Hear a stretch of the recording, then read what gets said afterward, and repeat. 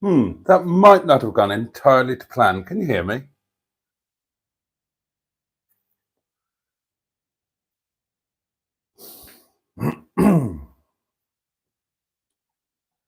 Oh, just a loud noise and then nothing. Ah, yes.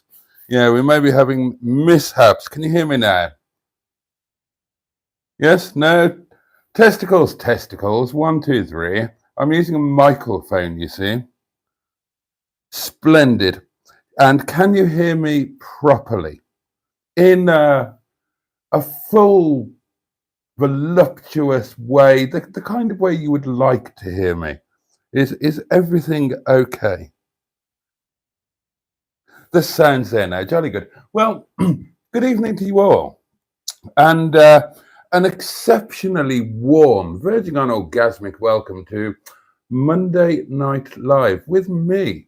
And I will be coming direct and live into your eyes and your ears. You're not in the place that you normally are. Something is different about you. What, have you had your hair done or something? No, you're definitely not where I'd normally expect to see you. Right, I'm going to need you to sort yourselves out, if you wouldn't mind, please. How's that? There we are. Okay, are you straight and level? There we are. How's that looking? Let's have a look. Right, well, let's crack on with that, shall we? Look, I shall roll my sleeves up. A very good evening to you all. Apologies for the dodgy start. I didn't fancy projecting tonight. So I thought I would use a microphone. And then it was back to the old idea of, can I use the microphone and do an intro doings? And it turns out that I really, really can't. Oh, Christ, here we go. Well, let's say some hellos and then get on to the furdling of the doing, shall we? So, well, a very good evening to. Oh God, I've been dreading this. I've been bloody dreading this. Now, I don't know if any of you saw Thursday's car crash of a bloody live stream, but it would appear. And I don't want to make accusations out of turn here. You know, I don't want to point the finger at anybody in particular, but it would appear that some of you have been quite deliberately changing your names purely in order to confuse me. And you've been pretending to be other people. Oh, you're still speaking loud and it's this. Oh, God. Oh, right. Hold on.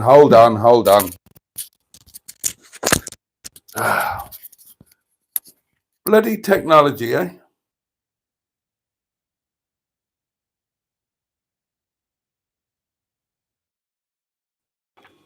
Right. Can you hear me now? We're old school.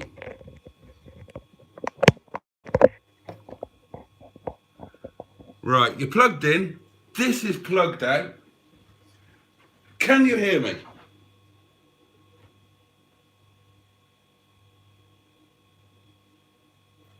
That's better, is it? Right, well, let's... Right, hold on then, and we'll start again. Hold on.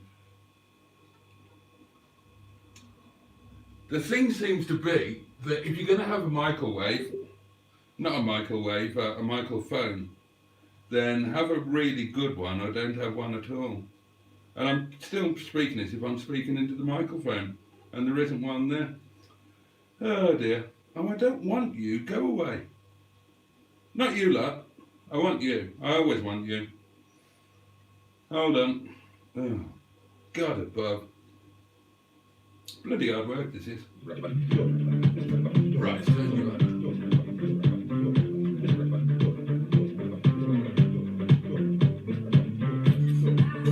Oh, shitty now.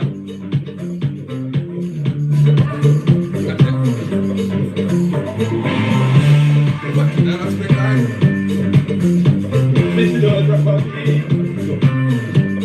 We're starting again. Do not adjust your sets.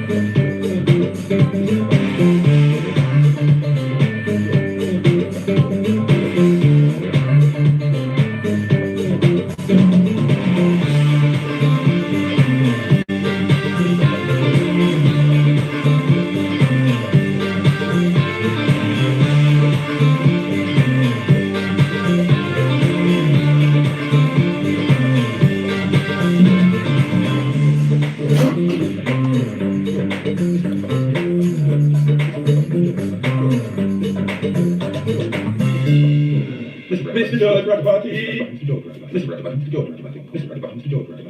Roger Boaty.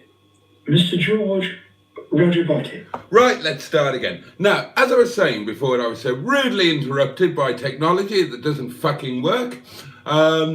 On Thursday, I was, and I'm not going to lie to you, darlings, I was discombobulated. I was heavily bum-swizzled by a number of people who have quite deliberately changed their names to try and confuse me. Now, I'm determined to be professional about this, and I have come up with a solution that will be workable for me and shouldn't be offensive to anybody. Basically, from now on, I'm going to call you all Bob.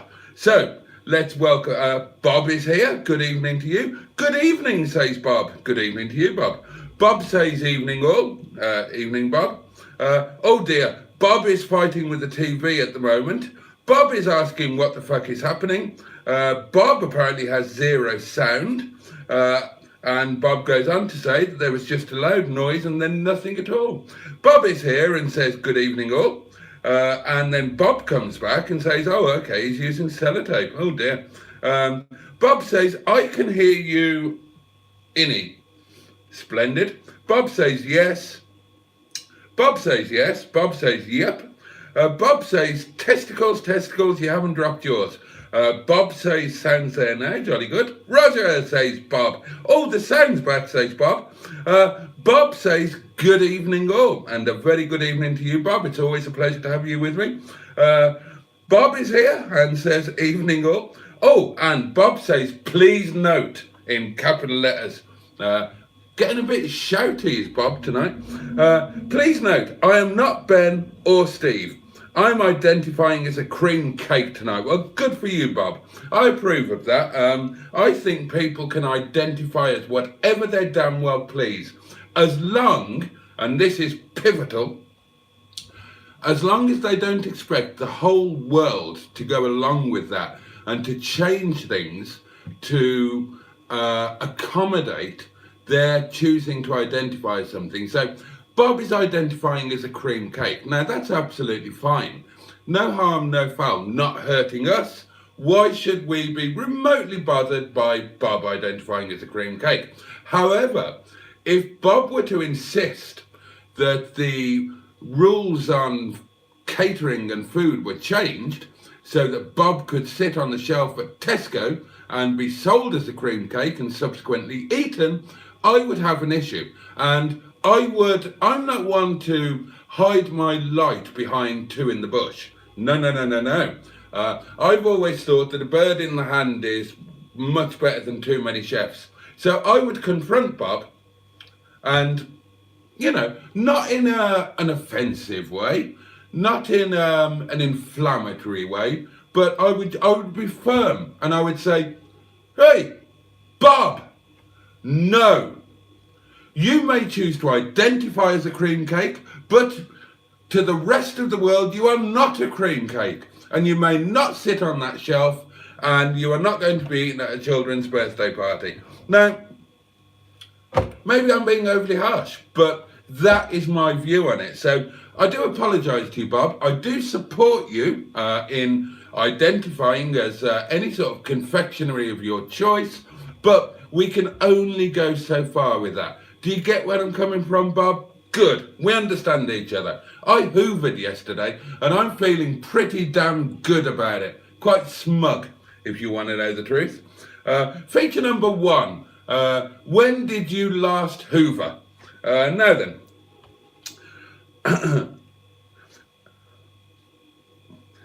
Oh, Bob is with us. And Bob says, I've got a lost and confused elderly man coming in both of my ears. It must be Monday Evensong, it must be. You're still speaking loud and it's distorting, says Bob. And Bob says, woohoo, Ben. Ah, very good. Bob says, I see the infidel is going on summer manoeuvres for 2 months. Is he? What's he up to? We need to mobilise the forces. Sounds good. Are we on the iPhone 6? Mike seems a bit bad. And that was Bob, by the way.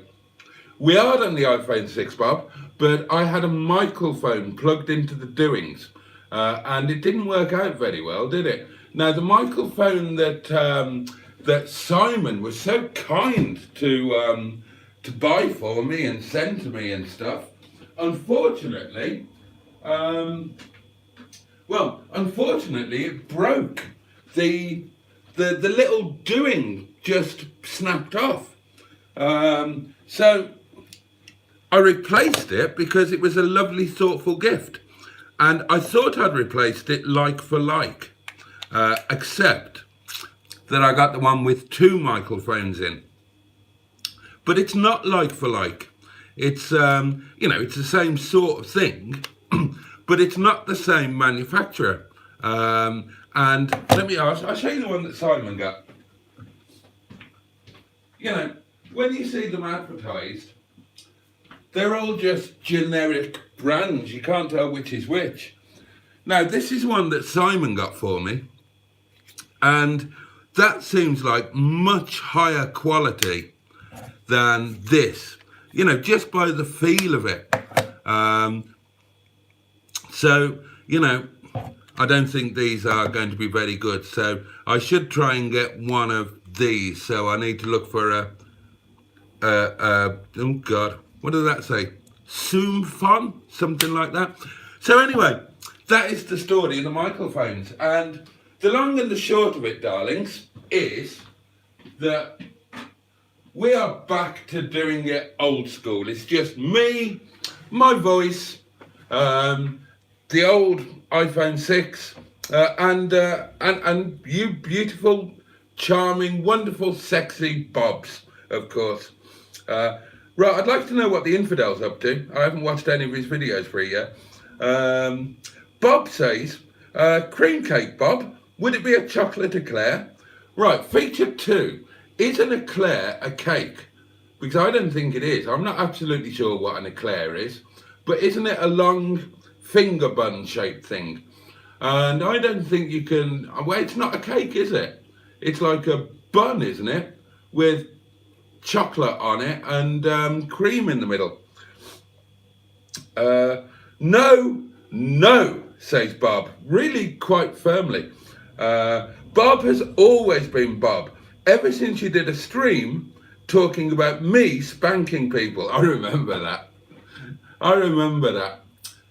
And I would still pay good money to see some of you spanked by Bob, especially Bob. I'd love to see Bob over Bob's knee. You know, maybe that's just me. Yes, so much better, says Bob. And to be clear, he's talking about the sound there. He's not talking about the idea of Tracy being a spanker and anybody else being a spankee. Feature number 3. Who would you like to see Tracy spank? Or who would you, in an ideal world, like to be spanked by? Well, the features are coming out thick and fast. That's good. I meant Roger as in understood, says Bob. Yeah, I got that. Yes, we can, says Bob. Oh, you're a new Bob. Excellent. The audio is great now, says Bob. Splendid. Regrettably, says Bob the arsehole. It's literally night and day sound difference, says Bob. Bob says, I only have a trace of Bob in me. Tonight I will be mostly... Oh, benning. I think that's what's occurring. Bob says, you can use the microphone just by putting it on the table in front of you, and that way you don't overload it and you don't need to shout. Right, good tip. I'll try that next time. Just to let you all know, says Bob, in a very all-inclusive way, and I like that. I like the feeling that we've all got our arms around each other. And, you know, I hope you've all washed and used deodorant and not too much... Oh, well, is there... I was going to say not too much perfume, but, you know, sometimes not too much perfume is just the right amount, isn't it? But, I was talking about aftershave at work. Now, I'm aiming this mainly at the male Bobs, or the other Bobs who are identifying as males or male cream cakes or whatever. Do you regularly use aftershave? I haven't used aftershave for ages, and the reason for that is perfectly simple. I can't afford it. But if you, and what is your favourite? Now, my favourite used to be, I don't know if they still do it, Aqua de Gio. I first used that, God, long time ago, and I really liked it, and various ladies really liked it and bought it for it. Now, I've never, feature number 4. Have you ever bought aftershave for yourself? I've never bought aftershave for myself. It's quite an expensive thing, and it's kind of not for you. I mean, if you smell nice, that's not for your own benefit, is it? I mean, it's for the benefit of other people. And, you know, aftershave is an expensive thing. And I've never wanted to spend that much money for other people's pleasure. So I never have. Now, various ladies, including the artist formerly known as Mrs. Boaty, have bought aftershave for me. And that seems perfectly acceptable because they're kind of getting the benefit from it, aren't they? And I've bought perfume for ladies. Selfishly, I chose my own favourite, which used to be Isimiaki. Yeah, I get the benefit from that. But I've never bought aftershave for myself. Not once, not ever. And even if I was going to now, I couldn't possibly afford it. So I haven't had any aftershave for ages. So yeah, feature 9, just to repeat, was do you use aftershave regularly? Feature 10 was what's your favourite aftershave? And feature D is should people buy their own aftershave or should other people buy it for them because other people are going to get the benefit from it? I mean, you know, you wouldn't, and it's strangers a lot of the time as well, isn't it? I mean, you're not going to use aftershave when you're at home with your spouse or significant other or cat or whatever, because, you know, you don't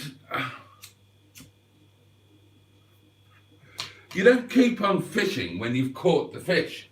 And when you've got them there as a captive audience, not as a captive, I'm not advocating kidnapping your partners, but when you've got them there, you know, you're not going to go to any extra effort like buying expensive scents and fragrances, are you?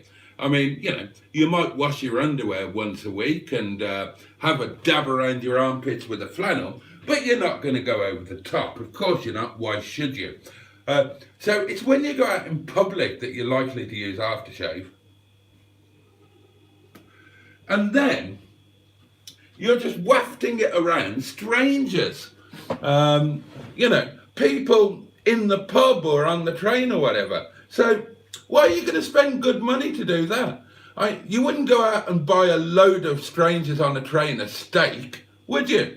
So, yeah, anyway, let's get back to the comments. I'm sure you've got some very interesting things to say. Oh, did I read that one out? Bob says, just to let you know, the prospective date for the publishing of my literary effort is the 13th of June, 2024. So, well, there we are. Congratulations again, something for us all to look forward to. Bob says he's going to start singing Don't You Want Me Baby?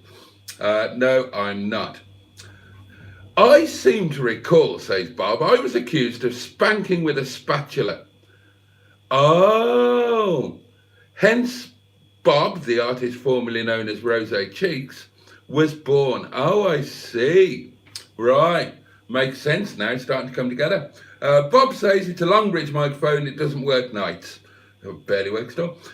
Evening all, says Bob, just pulled over to eat. That's weird. Pulled over to eat. Do you not have a dining table, Bob? I assume you've been to, well, you know, let's be honest. We all know Bob's culinary preferences.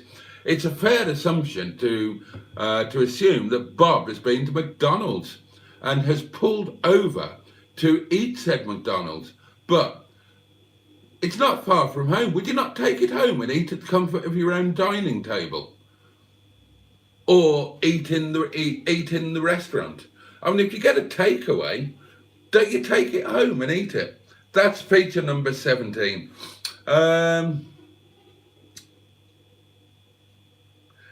Bob, Boaty is like Jesus. This is the second coming. Oh, right, yes. And Bob replies, oh, I missed a bit then, Bob. Yeah. I wasn't here on Thursday, says Bob, but watched over the weekend and was crying with laughter. And then Bob goes on to say, I don't want to be Bob. I want to be Dave.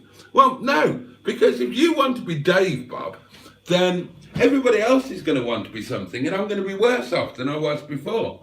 Now, when I've had a glass of wine, which, please God, won't be like, let me put the wine in the freezer.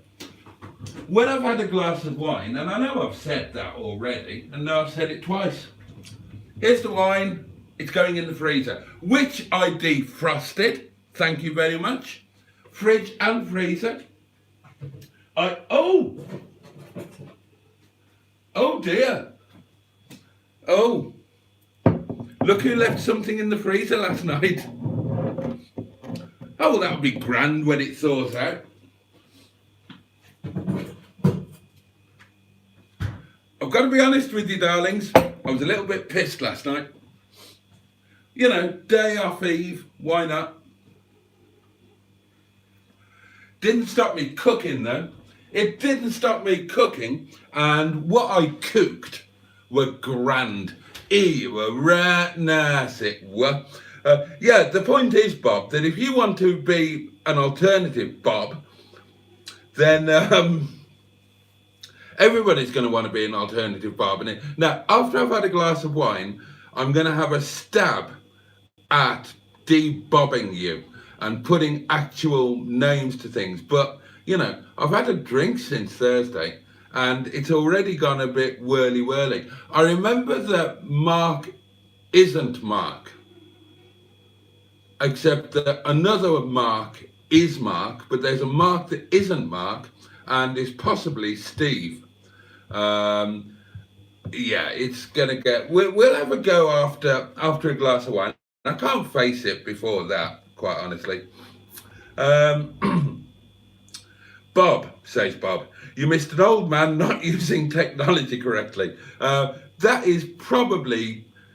should be the description of this YouTube channel. It would be a far more accurate description than mine. It should just be Boaty's world, an old man not using technology correctly. And that would pretty much sum it up. Bob says, a car built by Roberts. Do you remember that one, Boaty? Of course I do. Of course I do. It was not the 9 o'clock news. And British Leyland or Austin or whatever the sodding hell they were at the time, they had an advert out, and I think it was for the Austin ambassador. Basically the advert was proclaiming the fact that the car was completely built by robots. And Not the 9 o'clock news did one of their clever takeoffs of it. And they had the overlay and say, have you got the torque wrench, Bob? No, Bob, I think Bob had it over there. No, I didn't have it. I saw Bob take it. Bob, have you got it? Bob, you said you had it. And so on and so on and so on. And then the punchline is, the new Austin ambassador, completely built by Roberts, which I thought was quite funny, if you like that sort of thing. Oh, I've got a thing pinged up. What's that all about? Could be something exciting. Oh, somebody is watching my shorts. Somebody's going through all of them. And when I say my shorts, I mean shorts in a YouTube sense. I don't mean my actual shorts, which I laundered yesterday, along with 3 other loads of laundering. And I did a big launder. I did all of the white bedding on a 3-hour, 95-degree boil wash with added bleach to get rid of all the stains. I was a busy little bee yesterday. But yes, Bob, I remember that well. Good afternoon, Bob, says Bob. Good afternoon to you. We used to call everyone Bob in our year at school for a while, says Bob. No idea why. Sometimes still use it when someone gets irate. I'll say, all right, Bob. Bob says, I'll take that. I am indeed most inexpertly constructed. And that is a very clever reference to, to a very old video where I constructed Bob, the inexpertly constructed Palace of Motory Delight.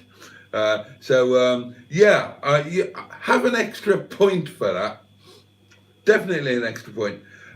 You need to get a soundbite of Bob by Rowan Atkinson. Oh, yeah, Bob. Yeah, you can't. Nobody can do Rowan Atkinson above and Bob. Bob opened a few B&Bs throughout Yorkshire. They weren't very good. They were bobbins. God. I feel sorry for cream cake, Bob, says Bob. Yachts 24, says Bob. I feel more sorry for cream pie, Bob.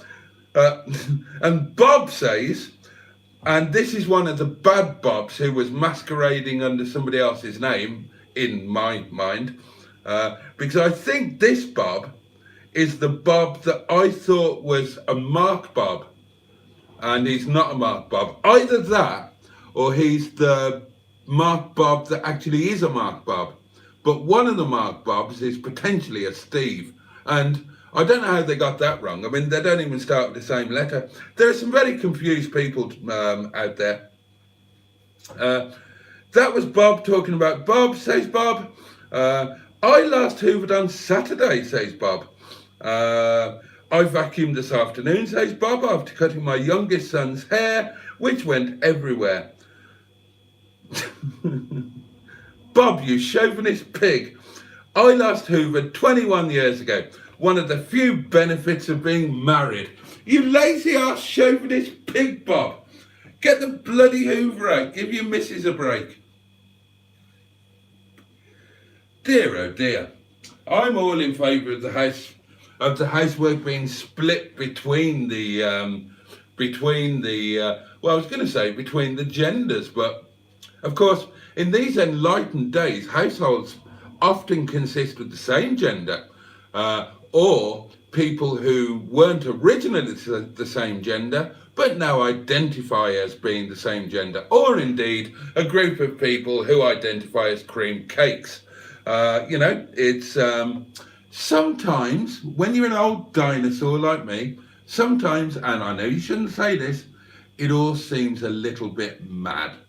But, I recognise that that's me being out of step with the modern world. And I accept that I am on the wrong step and that I just need to either catch up with the way that things work now, or just, shut up, hide myself away in a little cottage in the arse end of nowhere and let them all crack on with it. Bob says, I think I have the twins ones as well. You showed them to me, but I wanted the twin ones in the same doings as the one you bought, which was much better than the ones I bought. The new Michael phone, says Bob, looks like cheap Chinese tat. And that reminds me, how's your new gramophone? Well, Bob, I've got no new gramophone updates because I've not been back in the car. The plan was to go in Wetleg today, but the weather rather put paid to that. It's persisted it down all day. So I went in Boo instead, and I really enjoyed it. And I'm glad I went in Boo because conditions were not great. Oh, and I had a nightmare of a journey. There was a really bad crash on the motorway. We're all supposed to be meeting at the yard today at 12:30. Now, I managed to get off the motorway almost as soon as... Ow, that really hurt. Bastard. And so I was only about an hour and a quarter late. Kevin was about an hour and a half late, and Liz was a cool 2 hours late. An eclair is not a bun, says Bob. It's made out of choux pastry. Whatever. whatever. Shoe pastry. Oh, God. Bob says Bob. Bob says Bob. Yes, correct. And laughing my arse off at the spanking feature inspired by me, says Bob. No, thank you, Bob. We don't want corpse swap. Bob told me 2024 is the year of the streetwise. Good. I have no oh, fucking hell. God. I have no deodorant on, which is fair enough, Bob. Nor any trousers. A little too much. Do you always watch me nude? God above. Feature number 21. Do you watch live streams nude? Bob's definitely looking that way lately, says Bob. Bob says, my arms are firmly by my side. I ain't hugging anyone. Bob says, I use Bob Paul Goatee. Hey. Bob says, I only ever wore aftershave when I was a teen and thought it was sexy to smell like my boyfriend. Oh, that is quite sexy, actually. Right, Bob agrees. Oh, seeing as Bob isn't here, I feel the need to say something. Tosser! And that's from Bob. Bob's having a good old chuckle at Bob Paul Gautier. Can't see the point of aftershave, says Bob, as it fucking hurts. Yeah, it does. It does when you've had a proper shave. Burgers eaten, says Bob. Back off for a drive round Matlock Way. I'll listen when I've got a signal. Oh, and Bob disagrees with me and says, aftershave is for your benefit. You're making other people happy by smelling nice. So it's not for your benefit then, is it? If it's making other people happy, there's your clue, other people. Not you, other people. Now, as soon as you bring other people into the equation, then, you know, you're doing it for their benefit, not for yours. So, yeah. So if other people want to be happy and want me to smell nice, it's their duty, their moral duty, to buy me aftershave. Otherwise, just put up with me smelling like a man.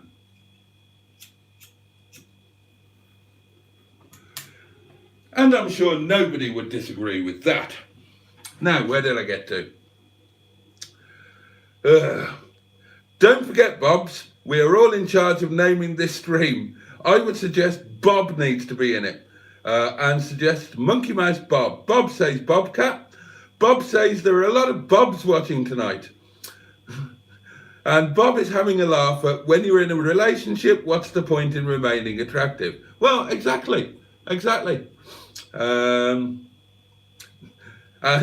Bob is having a laugh at relationship advice from Boaty. Oh, I'm an expert. I've had loads of them. At the end of the day, we are all Bob, says Bob. I wish Bob could hear him and Bob. No wonder Bob isn't around anymore. I'm Bobticus, says Bob. At the end of the day, when all's said and done, aren't the real Bobs the friends we meet along the way? And that's rather good from Bob. No, says Bob, I just take it away and eat it. Oh, McDonald's, says Bob, you mean McBobs? I do. You are tarring all of these Bobs with the same brush, says Bob. Some of us were telling the truth. But which of you? Which of you? Two of you were definitely not. There was a Bob who was identifying as Mark, but wasn't actually a Mark, and was allegedly a Steve. And there was another Bob who was identifying as Trace, and then bizarrely, apparently, turned into a Ben. Oh, feature number 27. Who is your favourite Ben? Who's your favourite Ben? Oh, now let's go through the runners and riders. Would it be Ben Johnston? No, don't think so. Would it be Ben Dover? The well-known pornography star and father of the kid in that BBC sitcom. What was it called? Outnumbered. Would it be Mr. Ben of Mr. Ben fame? I'll come back to that. I'm not sure who my favourite Ben is.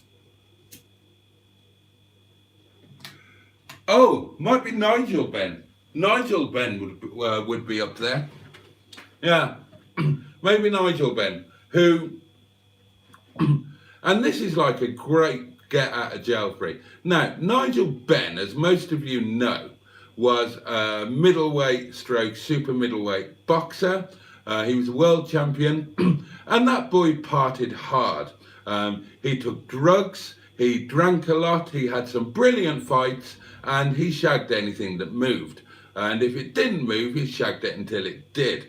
And then when he got to the age where he started feeling a bit guilty about it, he found God, and that's like, if you find God, it's like an Etch-a-Sketch end of the world. You just shake it and everything disappears. So, you know, I admire that. You know, I admire somebody who has the time of his life, then the guilt hits home, so he does a sensible thing, finds God, and that means he can forget all about it. Is my wine defrosting? Oh, slowly but surely. I'm looking forward to a glass of the stuff and having a go at people's names. It's going to be very exciting, isn't it? Bob says, oh my God, he hasn't even started on the wine yet and he's lost the plot already. Indeed, Bob, we can't help it if he's got early onset. All of this isn't doing my headache any good, says Bob. Bob says, Boaty, don't use your chip pan when drunk. Good chap. The chip pan is still out of commission. I've gone back to making my own oven chips, and I've forgotten just how damn good they were. So I'm going to be making more of those. Oh, I might make some tomorrow for lunch. I've got a ham sandwich for lunch tomorrow. I've got really nice ham from the local Michelin-starred restaurant that I bought on some other day, possibly Friday, but it'll still be okay. It's been in the fridge and everything. I've got some nice bread, some nice brown, seedy, crumbly bread, and I thought I'd have a nice ham and tomato sandwich. And I was going to have it with some hot and spicy shallots and some crisps, but, and mine is a big but, I might make some nice oven chippy things to have with my sandwich instead. And obviously I didn't say it, but obviously there would be mustard on my ham and tomato sandwich. I mean, I'm not an animal, you know, I'm reasonably cultured. Yeah, I'm quite excited about that now. Doesn't take much, does it? Bob, says Bob, oh my God, now I want chips. Black books, bad lines, skid marks, I was so crying. Yeah, I may have got a little bit confused with, hang on, bad books equals Harry. What? Black lines equals Harold, Rob equals Rob, but a different Rob. Jesus Christ. Title for the thread, says Bob Burger. Bob's your uncle, Fanny's your aunt. Ah, Bob says, Steve is Black Lines and I am Mark. And I'm Mark as well, says Bob. Oh, Christ almighty. I'll tell you what, I'll take a screenshot of that for future reference. Right. Oh, excuse me. Bob says, a bucket nearly fell on my head tonight. It's on film. I know, I saw it. And are you going to do a Land Rover lunch? Well, Joe, are you going to do a Land Rover lunch soon? Really miss those videos. And Miss Boo could do with a stretch of her legs and some online screen time. Well, Joe, Bob. I took Miss Boo today with all of the doings in her, and I was planning to do a Land Rover lunch, but it didn't work out because of the weather. But yeah, I really should crack on with it. I mean, if the weather's really nice tomorrow, I could turn my ham sandwich into a picnic. and go somewhere lovely and have a picnic as a Land Rover lunch. I mean, I know that's kind of cheating because I'm not cooking anything, but it would still be kind of nice, wouldn't it? But we'll see what the weather's like. An old work colleague, says Bob, used his chip pan when drunk. The budgie got out of its cage, flew off, hit the cooker. Oh, God, no! This can't be real. An old work colleague used his chip pan when drunk. The budgie got out of its cage, flew off, hit the cooker hood and got deep fried, poor thing. His missus went off the deep end. Is that true? That's so not funny. Oh, God. Do the hoovering, says Bob, somewhat appalled. She's on my payroll, and I have to say the job she does for the hourly rate is poor. I will have to discipline her. I'm not even going there. I'm not even going there. But you know damn well that when a Bob comes out with something like that, you know it's bravado, and you know that behind the scenes that it's his missus who wears the trousers in that hat. It's Mrs. Bob in that house, rather. I used to talk nonsense like that in front of the lads, and it was all absolute hairy bollocks. My battle flag with the artist, formerly known as Mrs. Boaty, was a white flag on a white background, and I made use of very helpful phrases such as, yes dear, no dear, of course dear, I'm sure you're right dear, and I'm so sorry dear, I should have thought of that. It's the only way. Deep fried budgie would be a hit in Glasgow, says Bob. Did you wear aftershave for Chinese madam? Perhaps that was the problem. No, I didn't. No. Well, no, I definitely didn't. I didn't have any. I haven't had any aftershave since the divorce. Yeah, I think the artist formerly known as Mrs. Boaty got custody of the aftershave. Actually, I certainly haven't had any. So no, I didn't use any with Chinese madam. I think that I was just going through a period in my life where I was just exuding natural sexiness, and I was just irresistible to women everywhere, and possibly some men for all I know. That's all gone. Nice to see everyone is just bobbing about this evening, says Bob. Good evening to you. Has anyone seen Bob Toastrack? Asked Bob. Bob never identified as me. Lol, says Bob. He identified as my afterburn. Oh, was it after burn? I thought it was after. I thought it was after birth. Oh, I misread that. Favourite Ben, says Bob, is Ben Foster. Lost on Boaty. Yeah, I don't know who Ben Foster is. Ben, the two of us need look no more. We both found what we were looking for. And that's from Bob. And Bob then says, Tony Ben. Mr. Ben was the best, says Bob. Bob asks, did the Reverend Boaty follow the Nigel Ben model? Well, I've kind of adapted it a bit.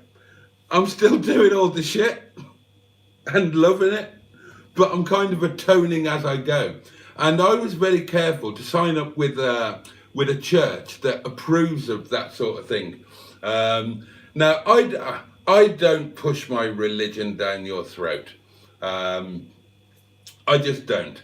But the church for which I am proud to be a reverend minister is thoroughly in favour of drunkenness and pottering. And indeed, when you go to heaven, then, you know, both are in ready supply. So when I found God, I very much found the right one. And that allowed me to carry on with my degenerate lifestyle and even suggest that other people do similarly. Bob says, actually, Mr. Ben Prolly and I think Bob means probably there. Probably my fave. Nostalgia and Ray Thingy is lovely. Well, who's Ray Thingy? Oh, hidden message, how exciting. This is Bob, open bracket, Bob has no arms, close bracket. Knock, knock, who's there? It fucking ain't Bob. God. I shouldn't have read that out. Oh, Bob's here and says, evening, Boaty. Good evening to you, Bob. Oh, yeah, I agree, Bob. Don't use your chip pan when drunk, Mr. Boaty. Sounds like a song that should have been written by someone like George Formby. It's been that long since we saw the Land Rover, says Bob. I've forgotten her name. Boo, Miss Boo. And yeah, I agree, it has been a while. I really enjoyed getting out there in Boo today. And yeah, I shouldn't neglect her. I should use her much more often. Very enjoyable drive. Fantastic car. I love that car. I really do. Oh, is it wine time? Oh, still not bloody wine time. God, it's dragging. Mrs. Bob doesn't wear the trousers, says Bob, and I don't get in her knickers very often. Yes, well. Oh dear. Afterbirth? Oh my God, for fuck's sake, laugh my ass off. Budgie story is totally true, says Bob. Bob's missus made him oh, fucking hell. Right, the Budgie story is totally true. His missus made him have a vasectomy, got tennis-sized balls, had to wear swimming trunks as he cycled 4 miles each way to work. Oh, well, it had to happen, didn't it? Bob the Builder's turned up. Bob the Builder's turned up and said, have I found the Bob channel? When you go to heaven, I wouldn't worry about that one, Boaty, says Bob. Ray Brooks. What's Ray Brooks got to do with anything? And Bob the Builder says he talks a load of shit. Don't use your chip pan when drunk, Mr. Bob. Stream title nomination. I like that one. We will screenshot that, and I will put a circle around that thing. Oh, well, I wonder if it would work. Ah, there we are. Done. Save. Very good. I like that one. Good God, I've actually caught up with the comments. Hi, Bob. I think, lol, at Bob the Builder. No, right, not a clue. Not a clue. Right. We've got 10 minutes until wine time. There are 21 of you Bobs currently watching this. What else was I going to talk about? Ah, right, yeah, now. Somebody actually sent me a private message today suggesting that, not on a live stream, I should actually do it on a video, I should talk about revenue creation across various platforms. And as it happens, Bob was talking about hitting 1,000 subscribers and so on today. Now, so I thought I might talk about that just a little bit. Now, I don't think the 1,000 is such a big deal anymore since YouTube changed the Bob's rules. Since BobTube, since it changed, right? Now, the rules now are that when you get 500 subs and 3,000 watch hours, you qualify for all the partnership benefits apart from advertising revenue. And I would argue that should be, if you're a small new channel, 500 is what you should be getting excited about now, not 1,000. Because let me tell you,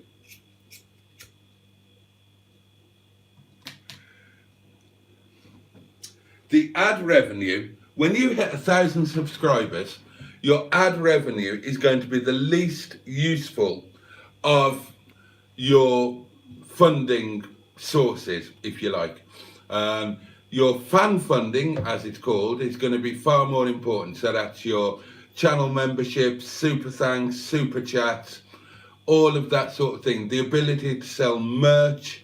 If you're going to make money on YouTube, and I don't, but if you were going to, then that is where you would make your money. Advertising revenue is minuscule.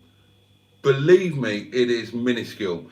And it's minuscule even as you grow quite a lot bigger.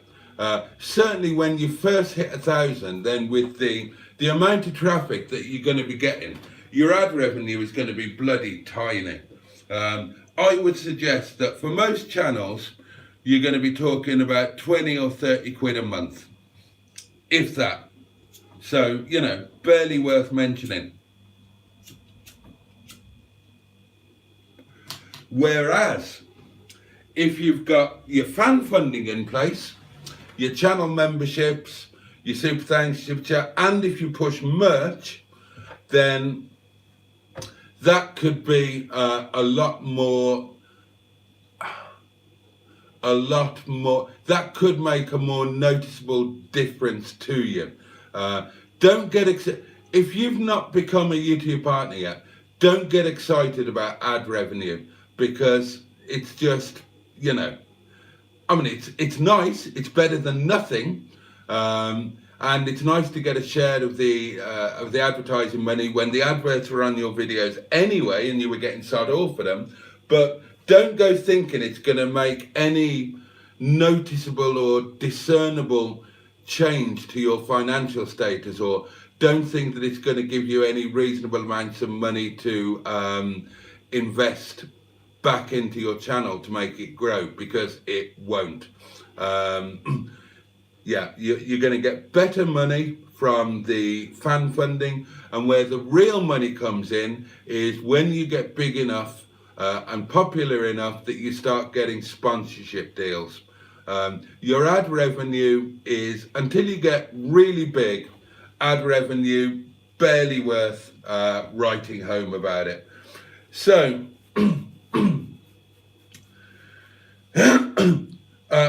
oh, that's a good shout from Bob. Put the frozen wine on my fish tank. Excellent. Oh, and I forgot to take some chicken out. Talking about defrosting things, I need to put some chicken on the fish tank as well, because I'm going to be having chicken tonight, and I need to defrozzle it, which means I'm going to need the doings to put it in. Now, what do you reckon? 1 piece or 2 piece? Well, I'll tell you what, these are 2 small pieces and they're stuck together, look. Do you want a closer look? There you go. That, oh, dropping it. That is my Lazuli oh shit, it's going all over the place. I think 2 pieces for my supper tonight. And if you're interested, tonight, Matthew, Bob, I will be making Chinese chicken curry with these 2 pieces of chicken, which I will now put on the fish tank. Get them ready for Fräulein later on. Do you know a weird thing about these lives? I actually get lightheaded because I'm projecting all the time, and because I just never shut up. I actually get lightheaded and dizzy from shortness of breath because I don't breathe enough. I should learn to breathe like I used to when I was a singist.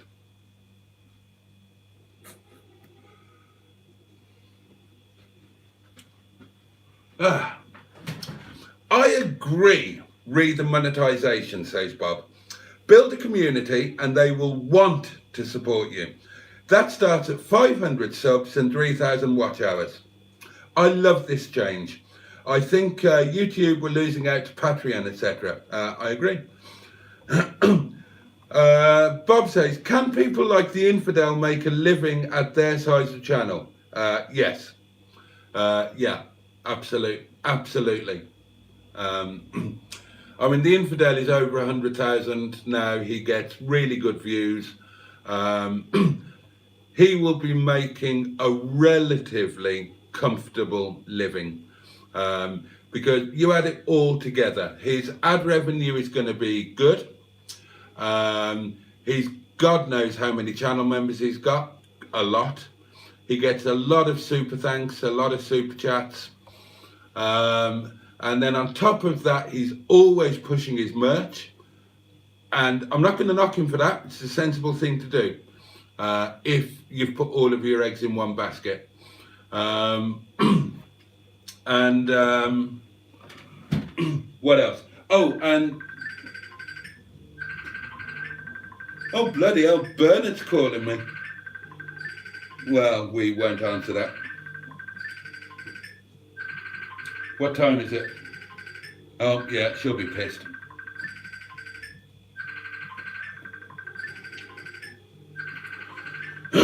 Yeah, so on top of all of that, he's got his sponsorship money as well. Persistent. He's got a sponsorship money as well, which is going to be really good. But interestingly, he tweeted that when he went full-time with YouTube, he was only earning about £700 a month. So that was quite a brave thing to do, I would suggest. But yeah, once you get to Hubnut level, you're going to be comfortably earning your living off YouTube and everything associated with YouTube. Oh, I didn't need to know that. Sorry, that was a thingamy, a Twitter thing. He's fiddling with his nips again. Boaty's going to have food poisoning. Treat chicken with respect. Why am I going to have food poisoning? Why am I going to get food poisoning it's wine time? Why am I going to get food poisoning from defrosting some chicken? It's been cooked. It's cooked chicken. It'll be fine. Where's my wine glass? Oh, bollocks, I didn't wash it up from last night. Give it a quick swill. It'll be grand. There we are. There we are. Right, and if it's wine time, that means I'm going to have a go at de-bobbing you and coming up with some names. This is going to be interesting. Top that up with a bit of the wine from the freezer. Why is Bernard ringing me? I haven't heard from Bernard since she got a new bloke. And I think they're shacked up together. Has she dumped him again?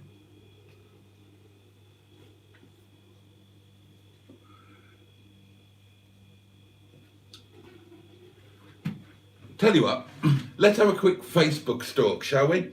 And see if she's still Facebook officially in a relationship. Let's have a peek.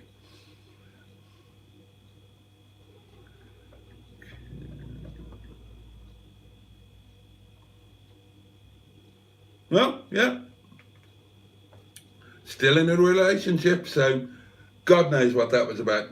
Never mind. Right, where did I get to? Oh, I need to press that now, don't I? Because I went off you. Yeah. Oh.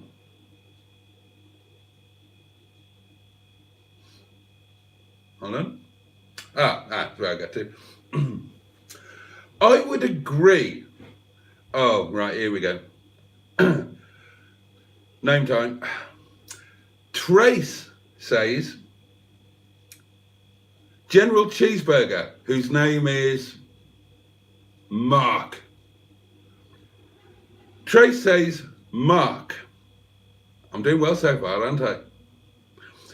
I would agree, but also a snowball effect. The more you do, the more subs you get, the more paying fans, then the more find you who sub and want to support, etc. Pingu Concord, whose name is...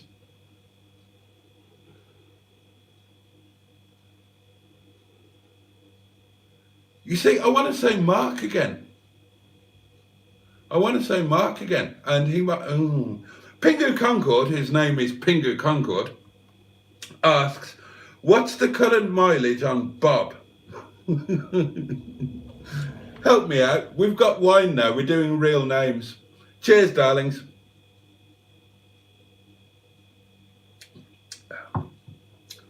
Bad Books, whose name is... Hold on, I screenshotted this.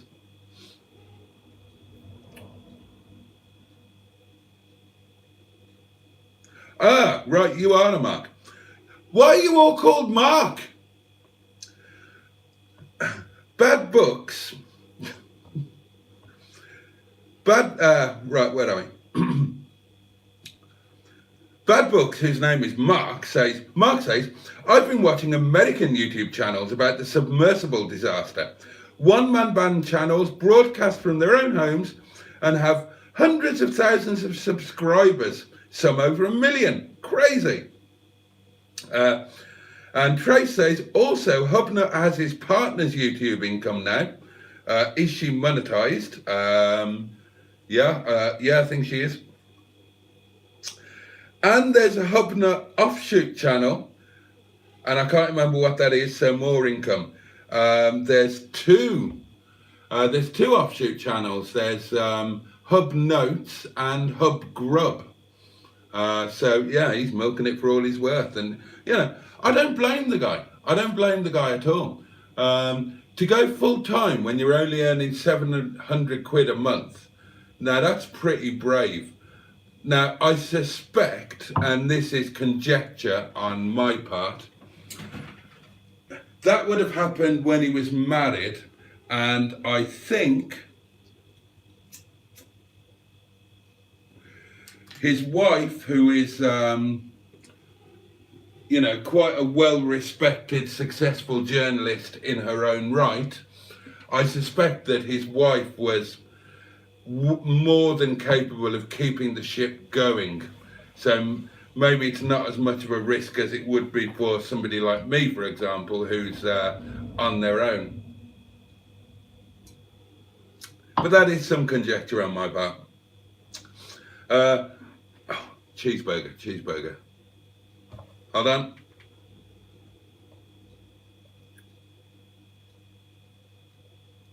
Mark, say, I can't cope with you all being called Mark. I might as well have kept calling you Bob. Mark says, Infidel has said limited merch dispatched over the next 2 months due to road trips. Wine time, says the lovely Joe Cox. And Liz is amongst us. Jabberwocky 220 GTI. Hello, everyone. Hi, Liz. Thank you again for lunch. It was fabulous. And thank you for the extra salad, which really made a difference. And I'm not going to be going back to single salad now. It's double salad for me all the way. But annoyingly, I forgot to bring it home. Never mind, Mustard will eat it. It's in his fridge. I'm sure it won't go to waste.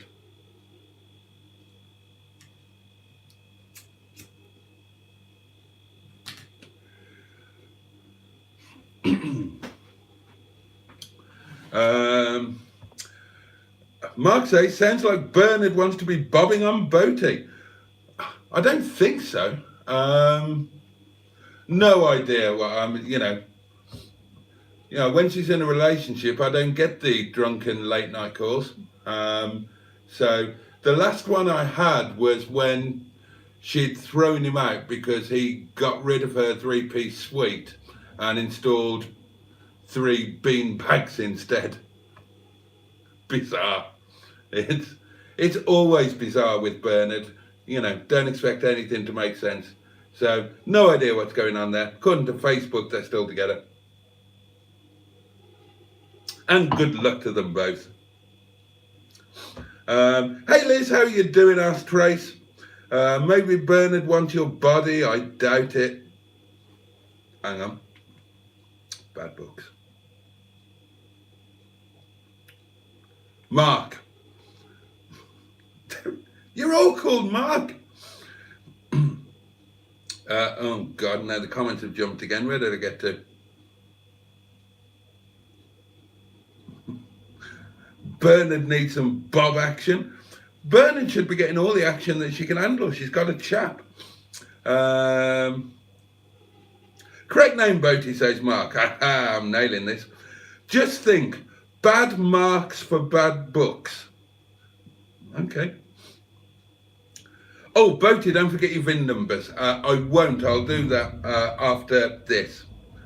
Oh, hello. Another new one. Stormtrooper, who says something rude. You've been marked out as a chosen one, says Pingu. Hub Notes, that's the one. And Hub Grub is a good name. That's from Trace. Matt says, I've just stalled trying to squeeze in a space. Disappointing, but still fitted in the space with no parking sensors. Yay me. Mark says, Hubnut's offshoot channels are small. Don't forget he did 6 months Australia trip after he had split with his wife.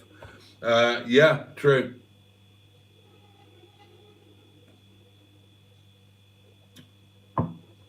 But he was already with Miss Hubnut then. It's just nobody knew about it.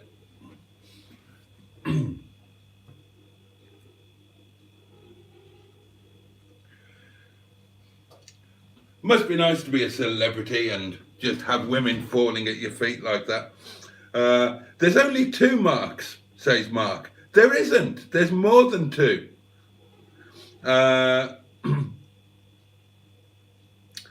Mark says you should keep calling me Cheeseburger. There's only one of them. Yeah, I think I will. Who's going to Mustard's Yard Meet on the 23rd of July, asked Joe. Not me. Carlos TM says New Zealand, and Trace agrees with General Cheeseburger. So that's good. We're all in agreement.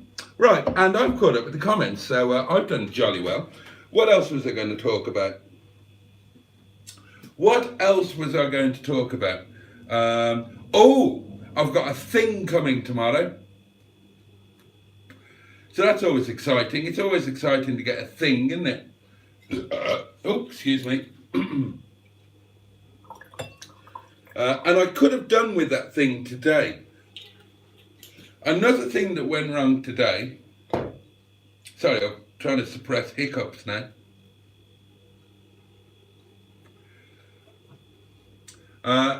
In Boo.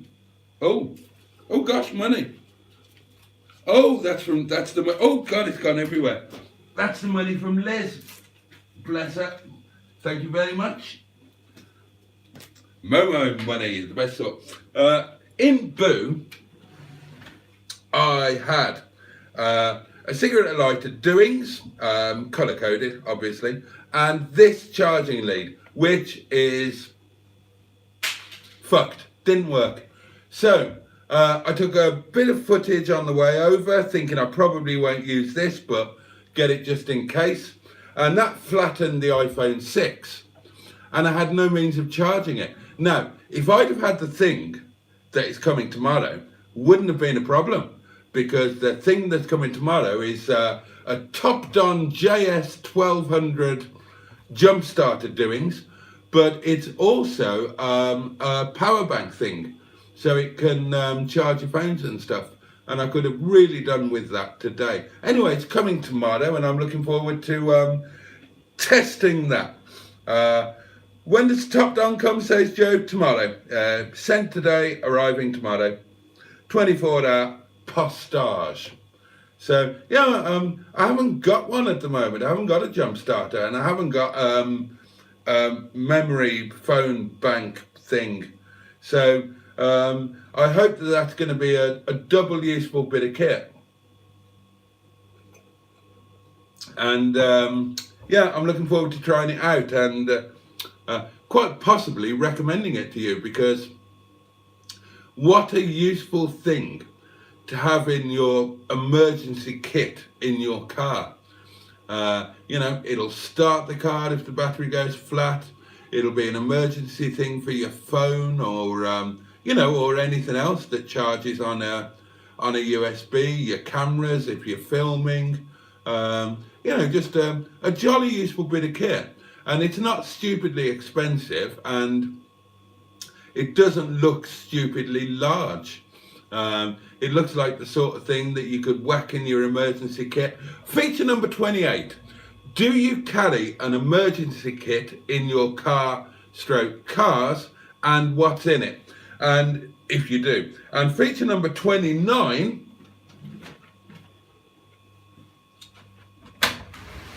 Where is it?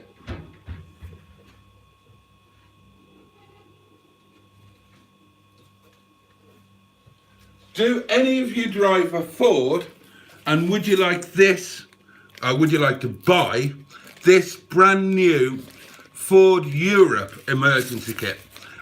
It velcros there and there, so it will fit securely in the side of your boot, and it contains stuff that would be sensible to have anyway, but also stuff that is a legal requirement in many countries in Europe.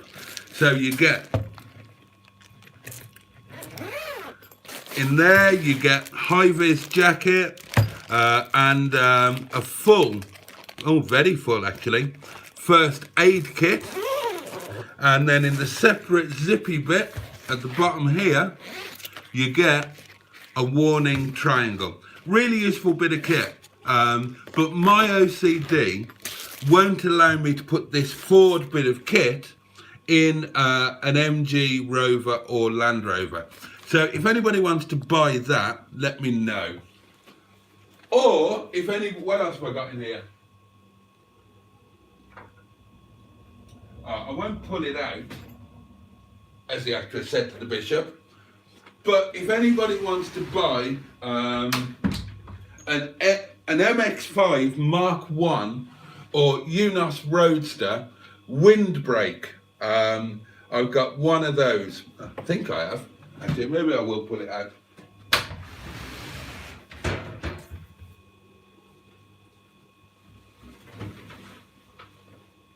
Oh God.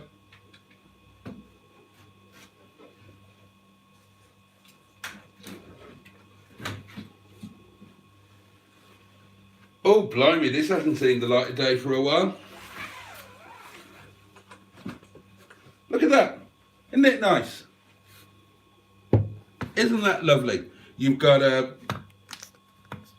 Oh, and if you turn it round, how nice is that? Look. You've got a thingy, a net storagey thingy, and a doings that you can clip like that. So, and it comes in a case. So if you or somebody you know has got a Mark 1 MX-5 and you'd like to buy this, get in touch and say, Boaty, why can't you put it back in the bag, you useless swine? No point in it just sitting in the cupboard taking up space, is there? When somebody else might be able to actually use it. And the chances of me having another MX-5 are very slim. I think that's new. I actually think that's new. I bought it for Black Betty. Black Betty, of course, was a Valentine's present for my wife. An MX-5, well, a Mazda UNOS Roadster V-Spec lightweight. And it was black with a beige leather interior. Mrs. Boaty did like a beige leather interior. And I bought her that, a windbreak, so that her hair didn't get as messed up as it was. But she said it was just the wrong shade of brown and she wouldn't have it in there. So there you go. Now, where did I get to? Oh yeah, that's it. Didn't know there was a meet, says Matt _. I'm around a week behind on community channels as I've been binge watching a few old TV shows. Oh, Rob is amongst us and says, good evening everyone, Beards and Bangers stunt double here. Yeah, that was another mistake I apparently made on Thursday. I thought Rob was Beards and Bangers private account. 'Cause it, you know, tiny little picture. It looked like him. But it's not. It's a completely different Rob. He's a Rob in his own right, and he's very welcome, and thank you for joining us. Oh, sounds good, says Joe. Both Nocco and Top Don are good. Oh, interesting. Bad Book says, I thought Hubnut was originally Miss Hubnut's lodger. After the New Zealand trip, he gave her the best 5 minutes she's ever had, and the rest is history. No, don't think so. No, definitely not, in fact. They met in a lay-by before he went there. They met on Twitter, on the Weird Car Twitter thing. God, I know a lot about other people's private lives. I'm such a nosy sod. Or am I?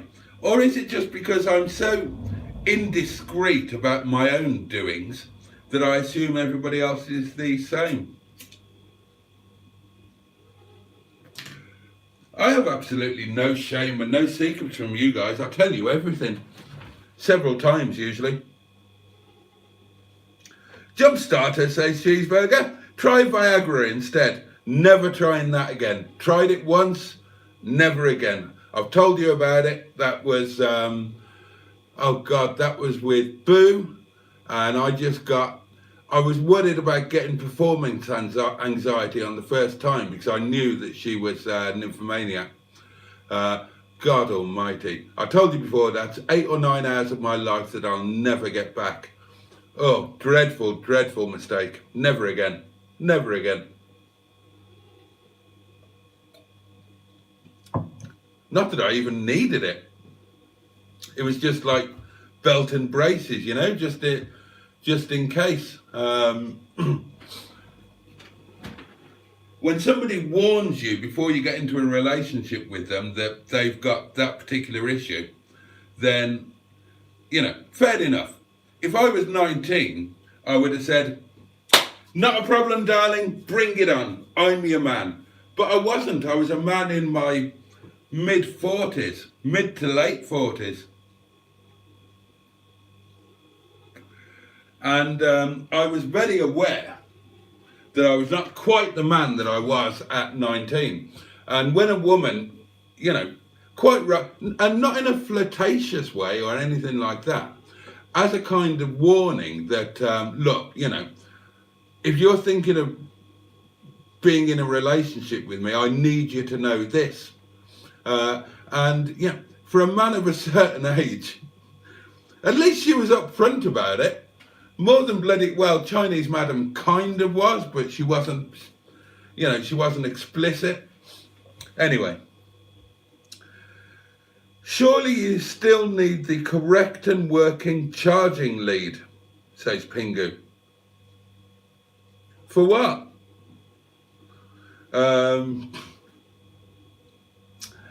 Bad Book says, Rob, good evening, not B&B. Stormtrooper says £1.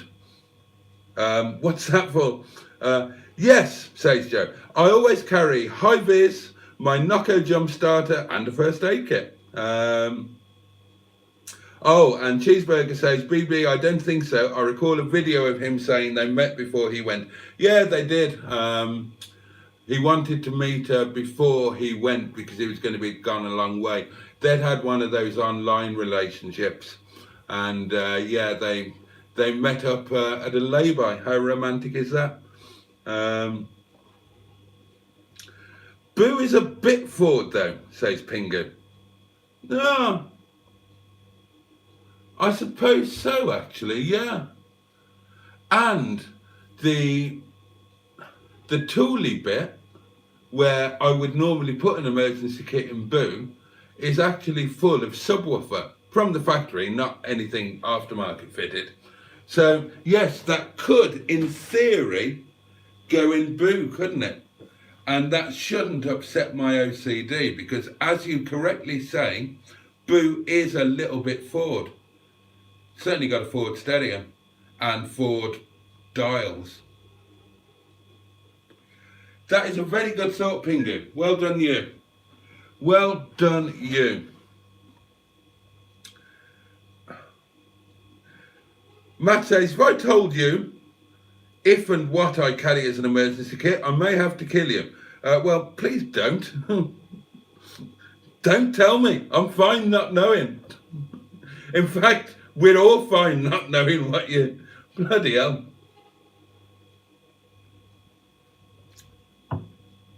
Trace says, cheeseburger.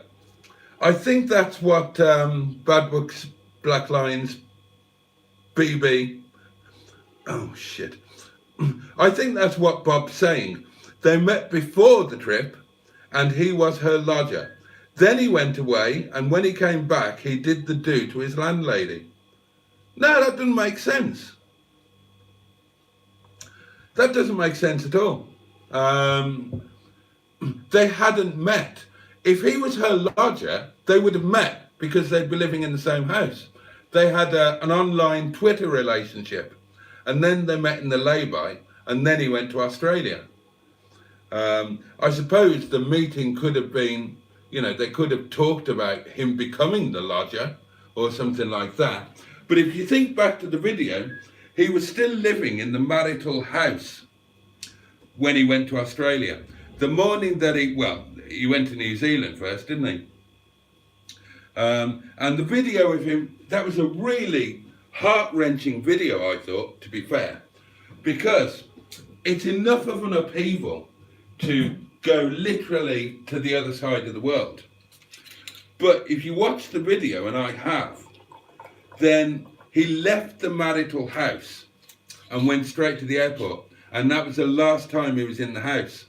So, and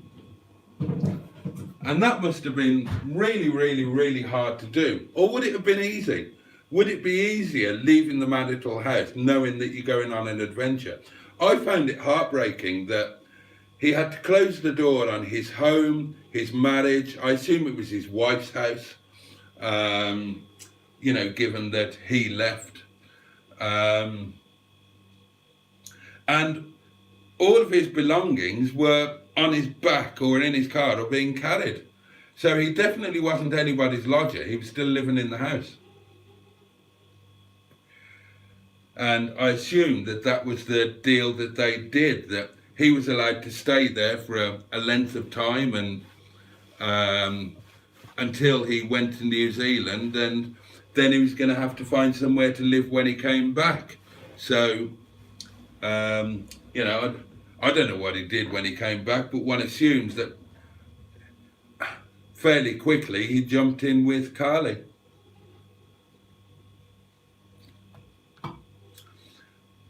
Maybe as a lodger stroke boyfriend sort of thing. I don't know. I mean, it's none of our business really, but that won't stop us talking about it. And maybe I'm weird and perverse, but I would love to be famous enough that people talked about me like this. I'd give them plenty to talk about if I knew they were gossiping. I'd give them some right juicy bits. Right. Oh, Boaty, how much for the MX-5 thingy? Oh, haven't got a clue, mate. Make me an offer.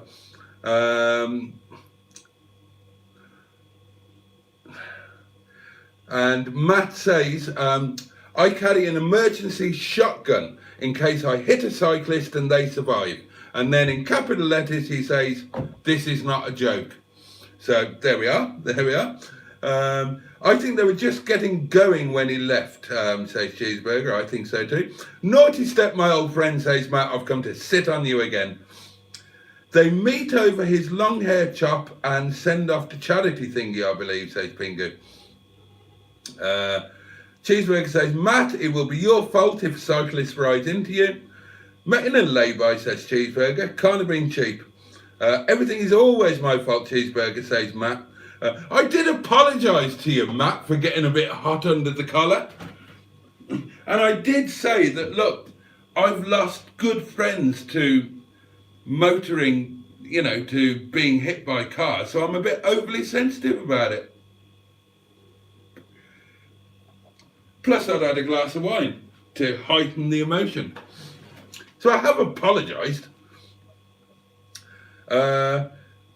Miss Hubnut didn't drive, says Bad Books. How did you get to the lay-by? Oh, not a clue. Cheeseburger says he picked her up in his three-wheeler, the dirty old man. I'm still confused. He married Miss Hubnut, so she's his sister. Oh, they are going to get married, aren't they? I'm not reading that one out. Bob the Builder says, online, Miss Hubnut is 5'10". And Pingu says to charge your dying pet with the jump pack. And pet is, of course, portable electric telephone. Oh, yeah, today you mean. Yeah, I would have still needed the thing, wouldn't I? Yeah, good point. Good point, but I should be rectifying that. Which sounds a bit like rectum, but two totally separate things. Although, I suppose, if you were a proctologist, then you could rectify a rectum, couldn't you? Do you think it's acceptable, if you're a gynecologist, to look up old girlfriends? Just a thought. I'm not reading that one out. Oh, I love this idea. Pingu says, online, Hubnut uses Mustard's photo to get the ladies. I love that idea. We talk about you, Boaty, all the time, says Pingu. I hope you do. I genuinely hope you do. And I hope none of it's good. Be no fun if it was good or nice. I hope you all chat dreadful shit behind my back. I'd love that. I'd love it if there was some sort of secret club and you only watch the videos or the live stream or anything, so you can go to the secret club that's hidden from me. Did you listen to him last night? Drunken old shit, rattling on about this, that, and that. Fucking hell, he's a disgrace. And then you had like a secret sign up, see you tomorrow, next live. I'd love that.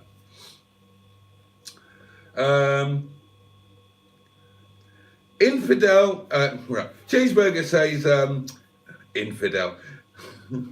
Ian always said it was amicable. He kept the new family off camera for some time. He did, yeah. Oh, thanks, Matt. What happened to the Boaty's Babes Club? Didn't know there was one. News to me, Pingu. I'd love a Boaty's Babes Club.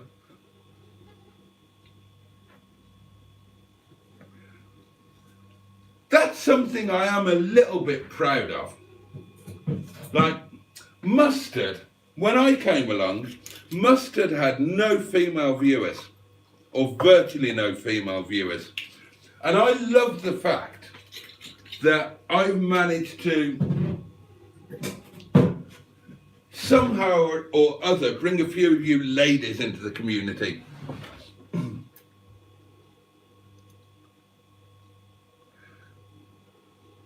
Oh, bloody hell. Was hoping to pick up a couple of scratch cards to drop off, says Matt. But the breaks were a tad more than expected. Oh dear. Hopefully next month is going to be less expensive. Could do with getting my clutch done this month. Oh, crumbs. And Joe asks, what did the streetie need in the end? Was it a sticky caliper? The Mustard Muff Magnet Club, of which me and Liz were the founding members, says Trace. I'm considering not getting the clutch done and using the money for car shed. Well, it's not slipping, is it, Matt? It's just a bit... I'm trying to remember what it was. It's just a bit stiff in part or something, wasn't it? You know, if it's not really broken, don't fix it. Do the car shows thing. Get your channel going. I told Matt in the car, I can't remember if it ended up on film or not, but I've just got this sneaky little suspicion that Matt, behind the scenes Matt, who isn't averse to being on camera, but won't push himself forward, he's always trying to be the helpful behind the scenes community guy. I've just got a weird thing in my head that of all of us, Matt is going to be the super famous YouTuber. That I've just got this weird thing that one day he's going to think, fuck it, I'll have a go at a YouTube channel. And he's going to be absolutely massive. And we're all just going to be hanging on his coattails. Oh, Boaty's Babes was around Christmas time, I think. I don't remember that.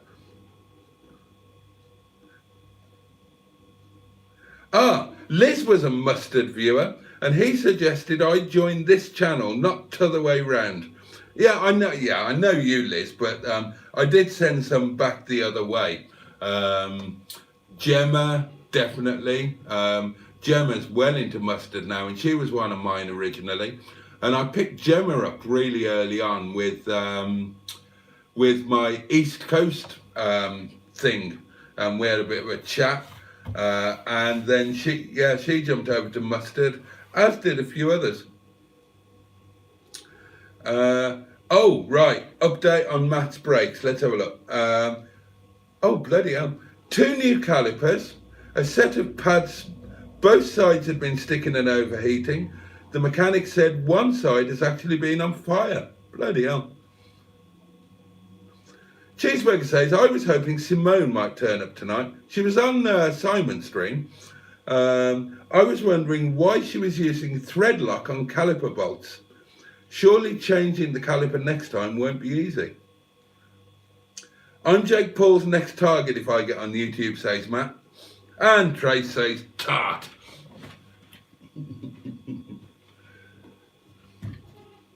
Oh dear. Is there anything else to tell you? Today was lovely. Not much got done, to be honest, and not much filming was done. I've got a lunch video, which was a long lunch video, and will probably go into 2 parts. And I might be able to cobble together a rest of it video, although there won't be much there. But the second part of the lunch video, I think you might like. It's a bit different to normal because Liz was there and we had some interesting chats and some interesting debates based around passing the hedgehog of truth. And I've suggested to Liz, because I enjoyed it very much, and it's a bit of a different thing, a different dynamic and a different mind. And Liz is, if you've not met Liz, Liz is academically very smart, very educated. She's very, what's the word?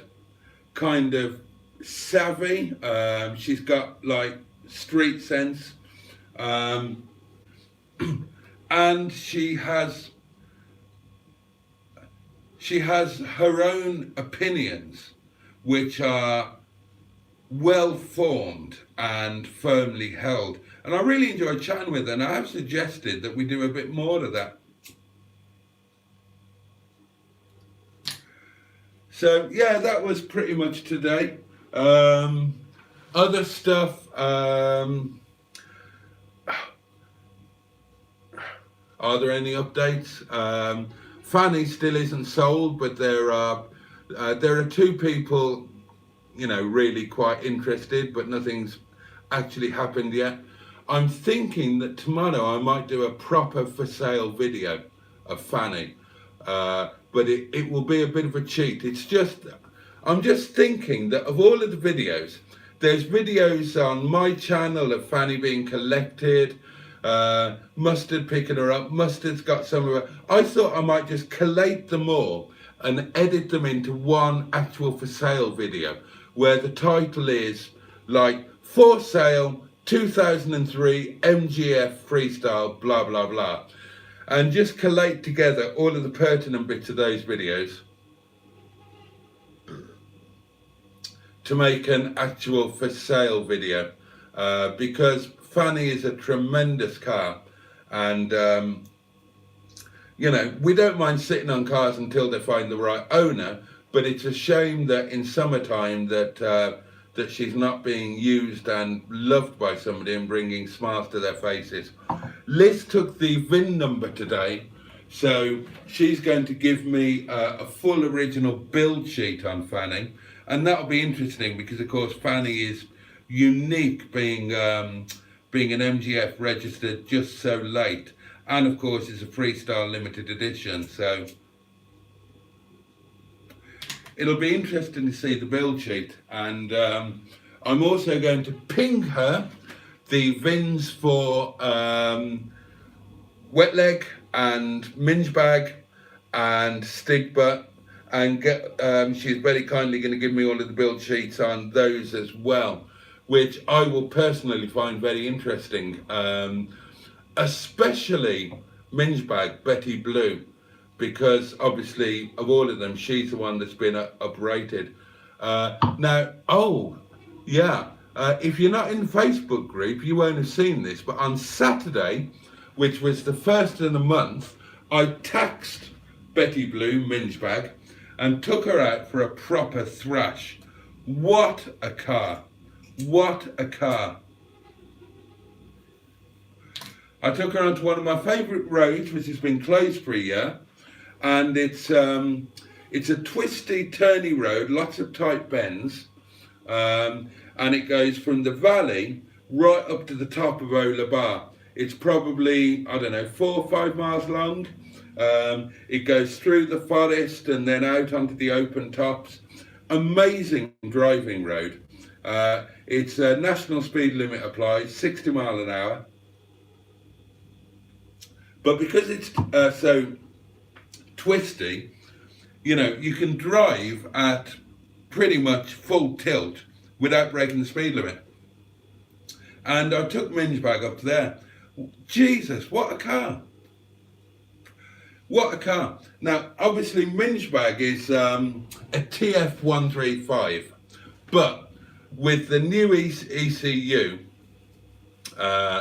and the induction kit and everything else, then Minge Bag is going to be more powerful than a 160.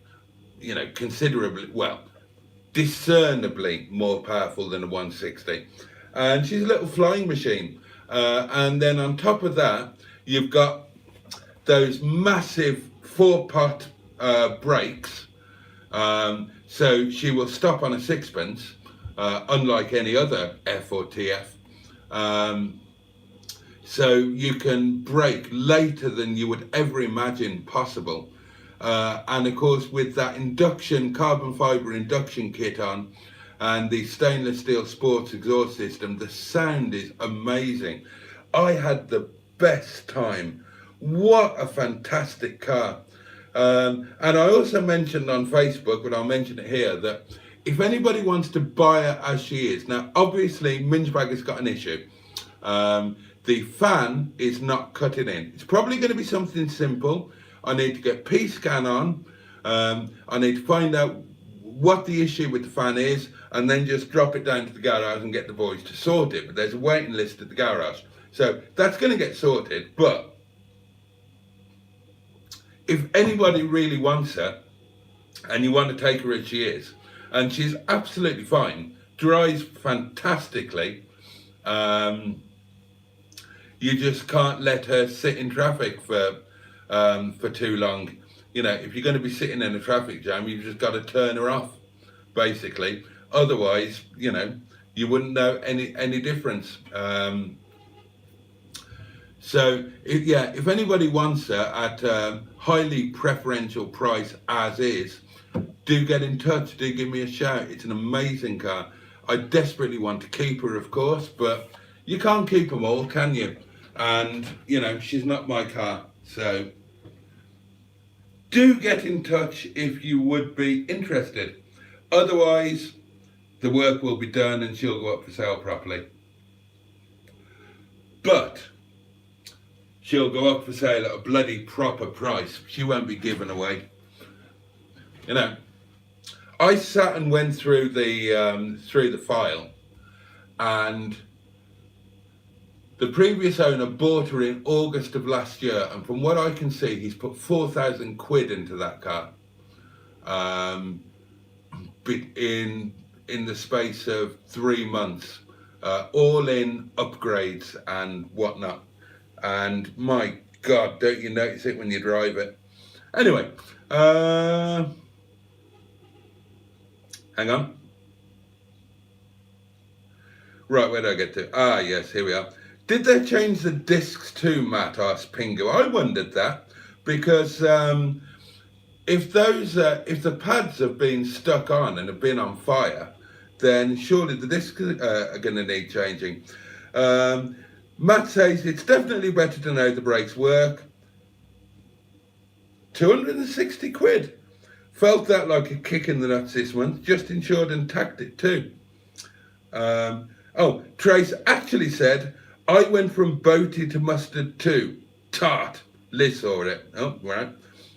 Did you have fun at Bob's yard with Bob and Bob? I did. I had a lovely day.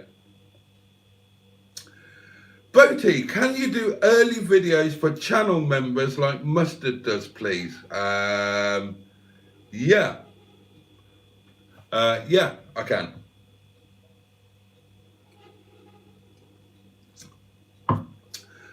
No, they didn't change the discs. Should I worry, says Matt? I would have wanted the discs changed. If you're going to change a caliper and change the pads, you're going to change a disc. Because if nothing else, even if the discs aren't scored or anything, if a pad has been on fire, then the disc is going to be warped. The heat will distort the disc. I'd be amazed if the brakes had got that hot that they caught fire and the discs weren't warped. So I would have changed the discs without a second thought. Presumably, competent mechanics, they'll have checked the discs, and if they didn't need changing, then I suppose why change them?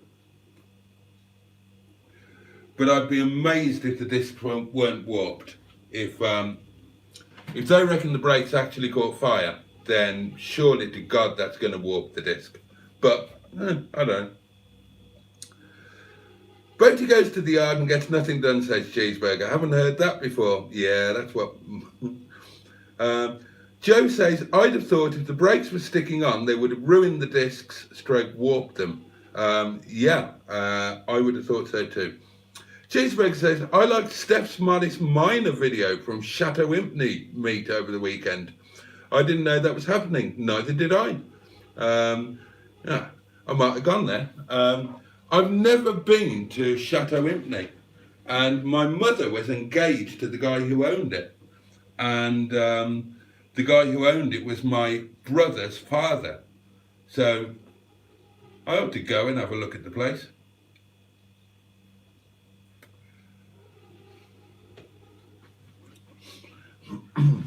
Pingu says, I would have changed the discs as well due to the overheating. But if they're not causing judder through the steering, then you'd probably be fine. Yeah. Matt says, not a clue. If I could get under a car, I'd have a look at it myself. But my hips are fucked, so I've got to trust a mechanic.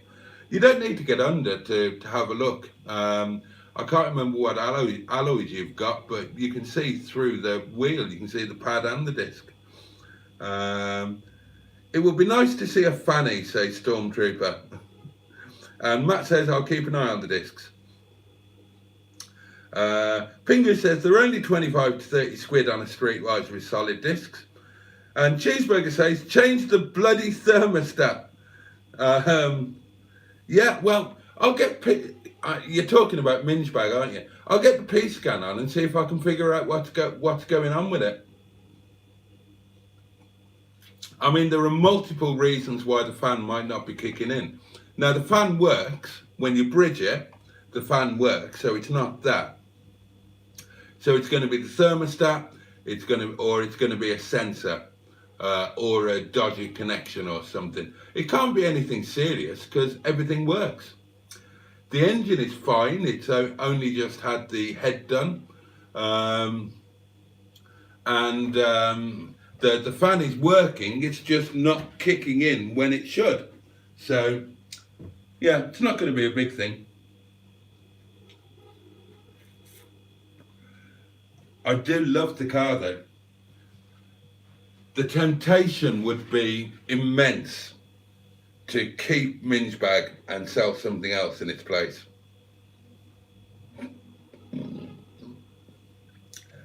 That TF is a fantastic car.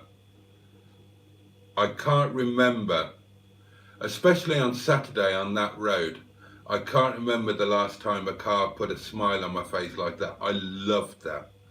I absolutely loved it. It was raining very, very slightly. I had the roof down, windows down. Oh God, it was fantastic. Oh, it was bloody amazing.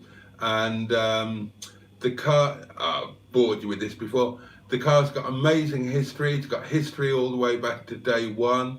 It's got still got the supplying dealer's key ring, all the books, every bit of service history. It's you could look a long time and not find a car like that. And being the cool blue, so with all of the blue Alcantara seats and the blue hood and everything, what an amazing partner for Stigbürt. I even had a thought about doing an Etch-a-Sketch thing with the fleet and thinking sod Rover and just going MG. Sell all of them apart from Wetleg, Mingebag and Stigbürt, and they would form a new MG fleet and sell the others and replace the 3 or 4 of them with 1 or 2 other MGs. Like I wouldn't mind a ZTT. I couldn't have another Rover Tourer, and I couldn't have another Rover 75. Liz came in her 75 Tourer today, which is a beautiful one, but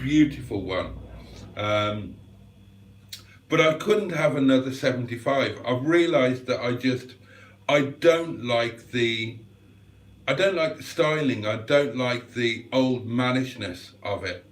I thought I could live with one in contemporary trim, you know, with all of the black ash, but no, the only way I would go now is MG. And I've seriously been thinking about this, just going with an all MG fleet. So what would I want to add? So I'd get rid of Shison, I'd get rid of Brian, I'd get rid of Boo, and I would get, what would I get? A ZTT would be really nice. But I'd probably get, is it the 135 they call it, the diesel? And that would be my like long distance load lugger economical thing. And maybe a ZR as a daily, the little one, the 1 whatever it is, you know, the 1.4 ZR. And then what about getting the ZS 180? That would be fabulous, wouldn't it? Yeah, I've been daydreaming about that because I'm just in a bit of an MG vibe at the moment. Where did I get to? Matt says they probably expect I'll go back in to get the discs done and then charge me again. No doubt, says Pingu. Do the discs yourself, says Joe. Matt, super easy to do. Not when you've got fucked up hips and back, it's not. Pingu says you were lucky not to boil your brake fluid and lose all braking. Yeah. What's the update with Derek? Asked Joe. Are you keeping him? There's no update with Derek as such, but no, I'm not keeping him. No, I am not keeping him. Derek is fine, sorted, driving fantastically, but no, I'm not keeping him. The short-term plan is to get if I can afford it this week, get the exhaust ordered for Brian, get Brian back on the road, get Derek up to the yard, let Mustard loose on him to sort whatever needs sorting, and get him sold. I know he's the sensible choice for me, and I know this is stupid, but my car's a silver, and I can't cope with him not being silver. I know that's stupid. I know, you don't have to tell me. I even thought, right, this is how seriously I thought about this. This was my idea, right? Now, all of the fleet needs their wheels turning over quite regularly. And my idea was I would take Derek to work, right? And leave him there. And then I would go to work in one of the fleet. And then when I'm doing deliveries, jump into Derek. So that the fleet cars would just be doing the commute to work and back, and I'd alternate them, different one every day. All of the cars here at Windy Bum would be silver, so they all match, and Derek would just be the workhorse.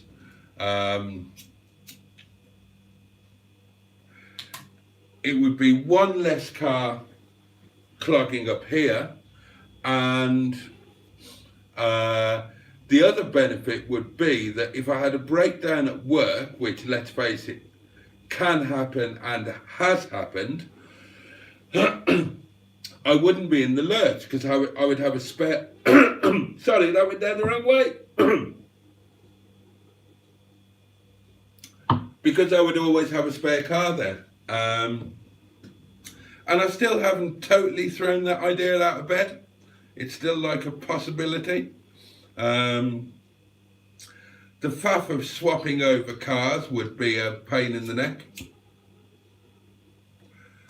But I was thinking in winter might be really useful because, you know, the roads at work are fine in winter because of the traffic. It's around, and because it's urban. It's the roads here that are the problem. It's always getting to work and back that was the, you know, think back to the snow videos this winter. It was getting to work and back that was the issue. At work was never a problem. So if I did that, then I'd be able to, when the snow's bad, I could go to work in Boo, who's going to get through anything, and then just swap into Derek for the work bit. So, but yeah, no. Yeah, so it's still a bit up in the air, but no, I mean, Derek is for sale. If anybody wants to buy Derek, you can do. And the plan is to get Brian sorted this week and back on the road as my Arthur, and get Derek up to the yard so Mustard can work some magic on it. I mean, it's already a much better car than it was. I've put the wheel trims on it. I've given the paint a little bit of love. I've cleaned all of the crap out of the inside. We've sorted the running out. It drives like a Formula One car now. So it's already better, and Mustard would obviously improve it a lot more. So there we are. Keep the minge and sell Stigbürt von Drink a lot. Yeah, well, Pingu, that thought has occurred as well. That thought has occurred as well. And that was my thinking when I was getting Stigbürt sorted. But then I drove him. Didn't I? And realised that there's still a bit of love there. And that was when I went on to just swapping into MGs, because the cars that put the smile on my face at the moment are, they're my MGs. They're Wetleg, they're Minge Bag, and they're Stigbürt. So why not get rid of the Rovers? Maybe I'm not a Rover person. Maybe I'm an MG person.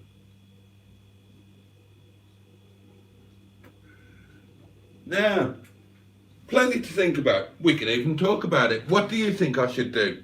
Let me know. Sell Wetleg and keep Minge Bag, says Joe. I can't do that.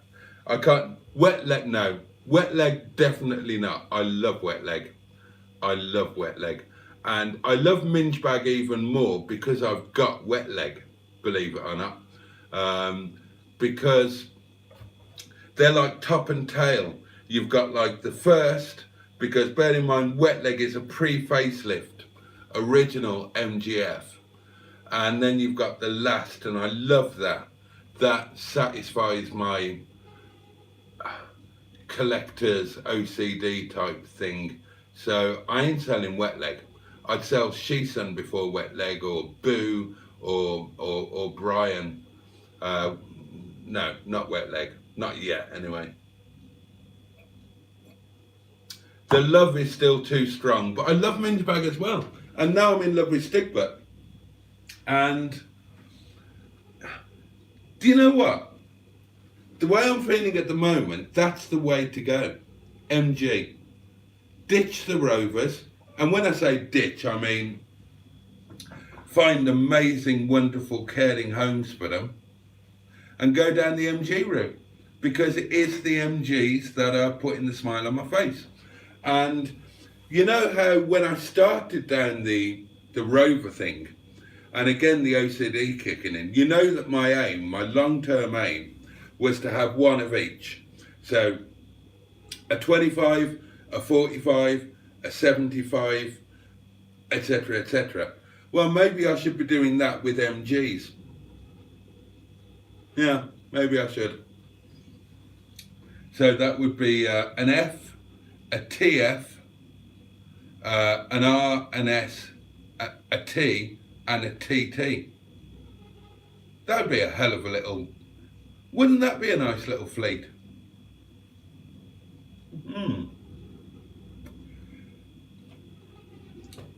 Yeah.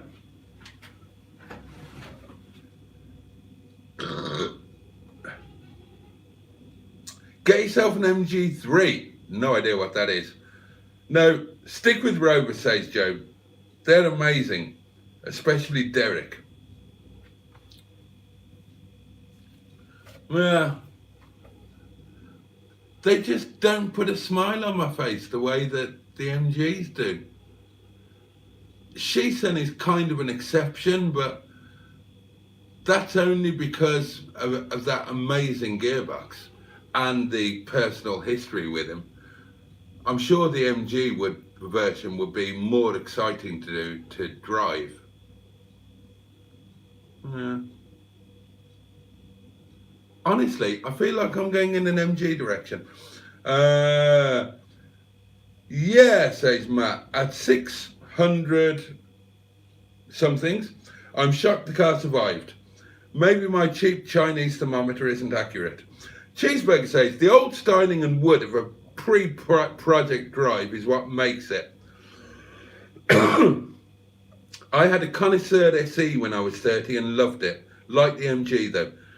Yeah, I kind of got that, but now I don't. That's why I sold the 75s looking back. I might not have realised it totally at the time, but I wasn't in love with them.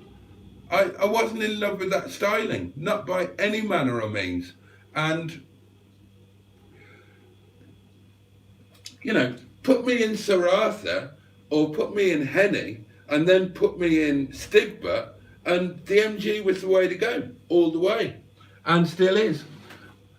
I'm pretty sure I will never, in my personal fleet, I will never again have a 75 or a 75 Tourer. They're just absolutely not for me. And when I saw Lizzie's today, which I've been in before, her daily driver Tourer, CDTI, beautiful thing with every option on it known to man, loads of upgrades, amazing gramophone in there, and a beautiful, beautiful car in amazing condition. And I looked at that and I thought, I wouldn't want it. I wouldn't want it. Whereas a ZTT, yeah. So, yeah, I think, you know, I just think I'm going in an MG way. Anyone heading to Gaydon this weekend, asked Matt. Oh, right, Joe, you weren't aware of the hips and back. Yeah, Matt's, yeah. And Matt says, yeah, I miss the ability to do any jobs on my own car. Changing bulbs is about my limit for now. Diesel MG ZR is your Arthur? Asks Pingu. Yeah, that would be perfect.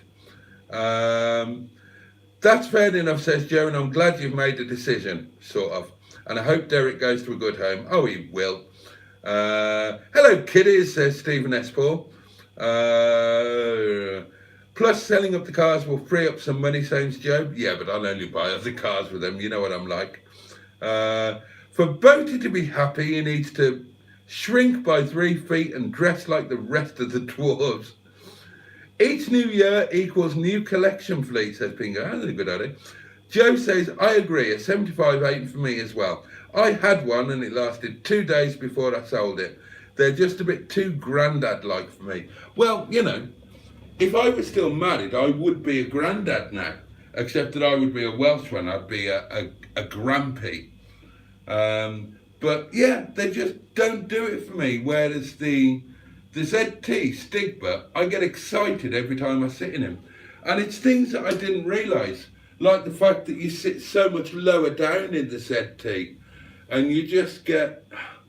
I'm talking myself into it. I'm talking myself into going down an MG route. And yeah, maybe that's the thing. Maybe I should just sell all the Rovers. Sell Shison, sell Brian, even sell Boo, and go down an MG route. Anyway, it's time to go, darlings. It is time to go. Thank you so much for putting up with 2 hours of this. It's been lovely catching up with you.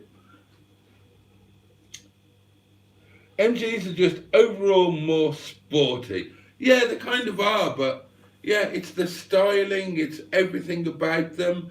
And I think part of me likes the MG history as well.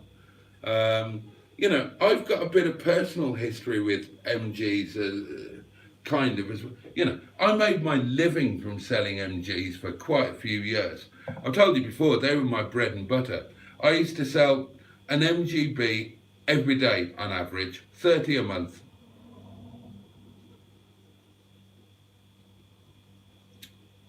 Oh, see how I feel tomorrow, but that's the way I feel at the moment. So let's say our goodbyes, let's bugger off to bed. What do you mean that's 2 hours I'll never get back? You only got here 5 minutes ago. Thanks, Bob. Great stream. See you soon. Oh, Pingu says, trouble is MGs have shot up in value this year. Oh, bugger. Let's go down the MG route, says Joe. I think that's a cool idea, but I'd be sad to say bye to Boo. Yeah, I would be as well. Probably too sad. I think Boo would be the exception because I know it's summer now, but, you know, for me, being an old man, seasons come by every 2 minutes and it'll be winter again before I know it. And let's not forget the lesson I should have learnt last year. I need a 4x4. So Boo would be the exception. Boo would have to stay, which means that I would be selling Shison and Brian. Yeah, Boo would have to stay. And she's a Land Rover, not a Rover. And I love Boo as well. Boo put a smile on my face today. So if I sold Shison and Brian, I wouldn't have a daily, would I? So, yeah, so sell the two of those and get a ZR as a daily, ideally a diesel, and then save up over the next 12 months. And next year, it tends to be New Year when I buy a car for some reason. I think they're cheaper.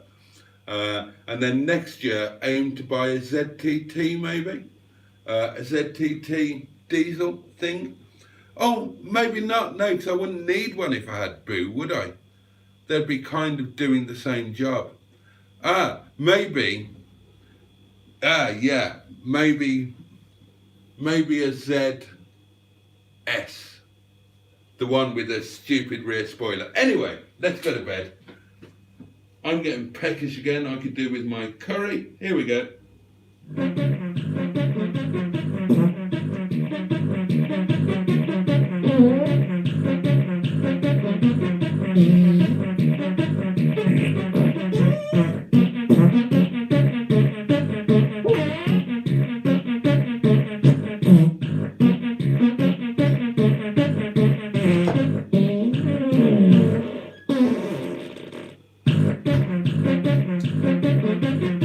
Frozen.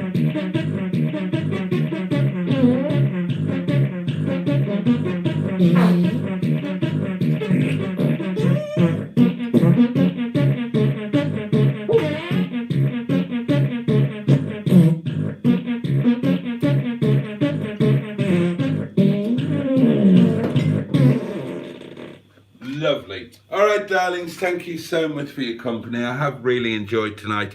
And yep, thank you for joining me. Take great care of yourselves. Oh, and sending all love to Mike, Classic Wheels Wales. He was back in hospital last night. So yeah, let's send him some good thoughts and prayers. Hopefully he's out by now, but I'm not sure. I haven't heard from him. Yeah, take great care of yourselves. Sleep well. Have a great Tuesday.